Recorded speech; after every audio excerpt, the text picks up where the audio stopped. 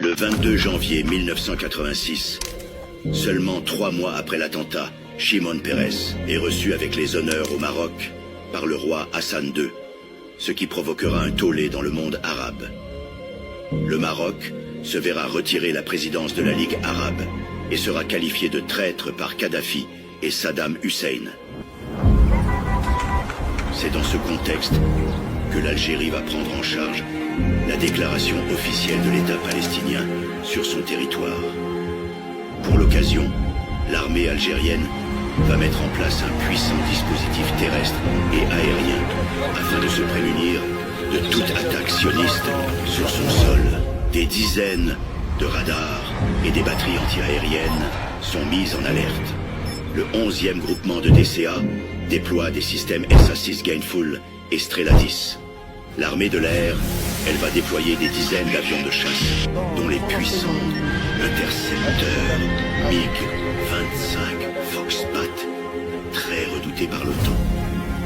Les soviétiques envoient eux aussi une frégate lourde se positionner au port d'Alger.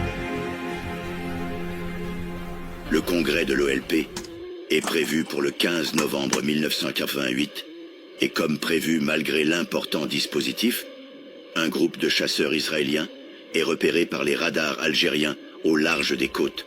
C'est au total 13 jets non identifiés en formation serrée qui volent en direction d'Alger. Immédiatement, la salle est évacuée. Yasser Arafat est mis en sécurité. L'état-major va faire décoller 2 intercepteurs MiG-23 et MiG-25 à la rencontre des assaillants.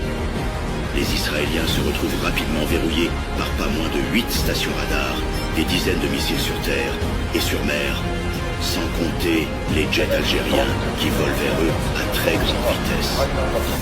Grâce à cette puissance de feu et ayant perdu l'effet de surprise, l'escadron israélien va virer de cap vers les eaux internationales avant de prendre le chemin du retour vers leur base. Le 15 novembre 1988, l'État de Palestine est officiellement proclamé à Alger par le leader de l'OLP, ce qui sera une sévère défaite idéologique pour les sionistes. Ce jour restera dans l'histoire comme celui qui a fait relever la tête au peuple palestinien. Depuis ce jour, Israël n'a jamais plus tenté d'attaque directe contre l'Algérie.